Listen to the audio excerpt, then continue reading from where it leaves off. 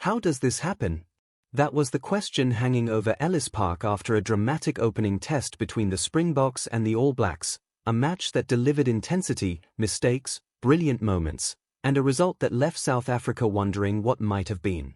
The All Blacks, coached by Dave Rennie, ultimately deserved their victory, but former Springboks captain Victor Matfield and former Springboks coach Nick Mallett believe several crucial referee decisions made the contest even more difficult for Rassie Erasmus' team. Neither man was searching for excuses. In fact, both were clear that South Africa had opportunities to win the match and failed to take them. But in a game decided by fine margins, they believe certain calls from referee Matthew Carley played a major role at important moments. And one incident, in particular, left Matfield struggling to understand how the penalty could have gone against South Africa. The pressure was building at scrum time. The Springboks had chosen the scrum instead of taking points on several occasions, confident that their forward pack could produce something bigger. It was a bold decision, and for much of the opening exchanges, it appeared to be working. South Africa were putting the All Blacks under enormous pressure, winning collisions and gaining control at the set piece. Then came the moment that changed the feeling inside the stadium. With the Springboks attacking deep in New Zealand territory, the scrum became a battle of technique, power, and patience. South Africa appeared to be gaining the advantage again, but Carley awarded a penalty against loosehead prop Gerhard Steenkamp, ruling that he had walked around in the scrum. For Matfield, that decision was extremely difficult to understand. He pointed to the movement of the All Blacks front row and argued that South Africa's movement was a reaction to the angle created by the opposition. In his view, the Springboks were not simply drifting sideways without reason. They were responding to the pressure and movement coming from the other side. And because South Africa had already dominated several scrums, the timing of the penalty made it even more painful. Mallett described the moment as a vital part of the game.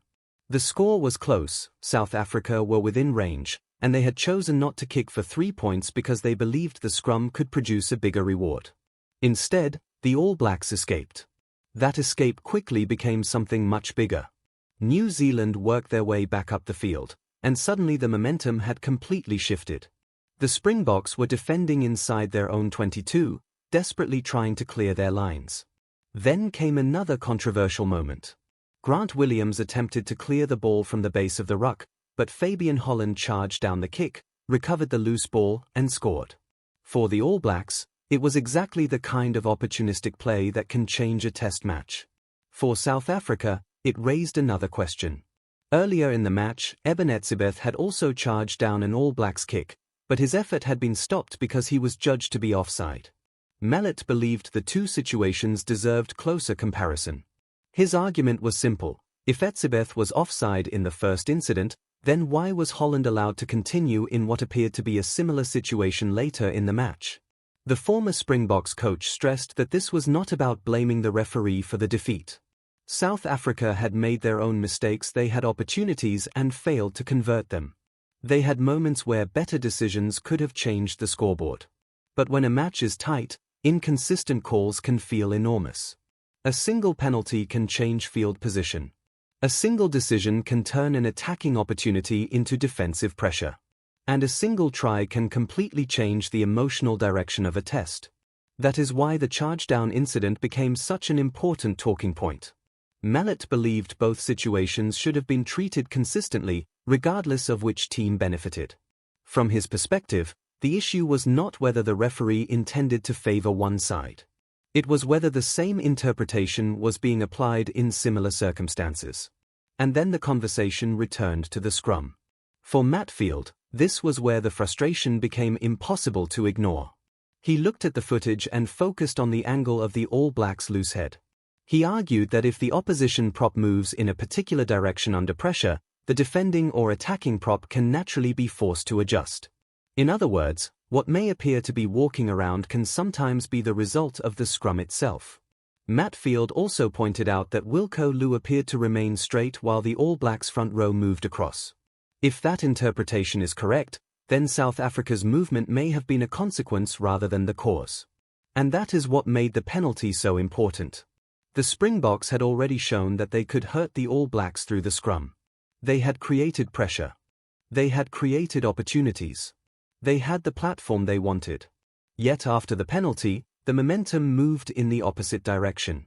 The All Blacks survived the pressure, gained territory, and eventually turned that escape into points.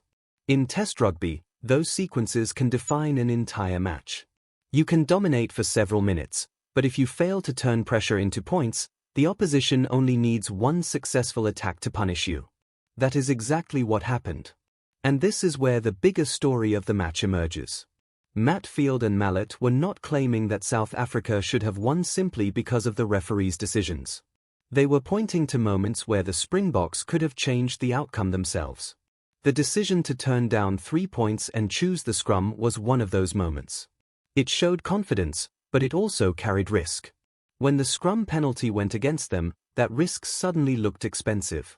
The charge-down try was another turning point.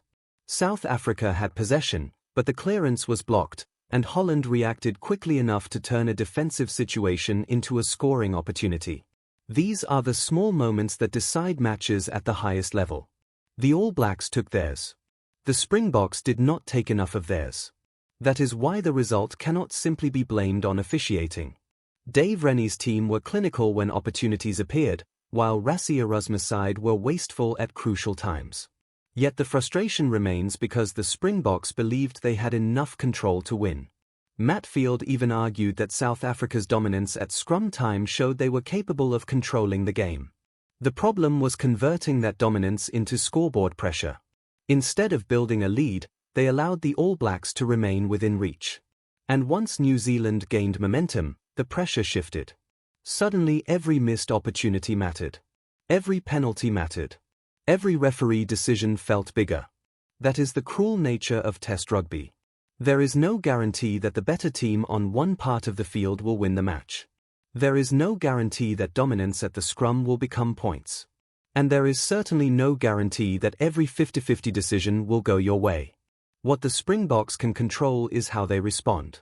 They will have to review the scrum footage. They will have to examine their discipline. They will have to improve their finishing. And most importantly, they will have to make sure that the next time they earn a golden opportunity, they turn it into points. Because the All Blacks have already shown that they will punish hesitation. The opening test may have gone against South Africa, but the rivalry is far from finished. The Springboks still have the power, experience, and quality to respond. Matfield and Mallett may continue to debate the calls, and fans may continue to question the crucial moments, but the bigger lesson is clear. In a rivalry this intense, you cannot afford to leave the result in the hands of small moments. You must control the scrum. You must control possession. You must control your discipline. And when the opportunity arrives, you must finish. The All Blacks took advantage of their chances at Ellis Park. Now the pressure is on the Springboks to answer. And perhaps that is what makes the next chapter so compelling. The questions about the referee will continue, but the only answer that truly matters will come on the field. Because in rugby's greatest rivalry, there is always another battle, another scrum, another decision, and another chance to change the story.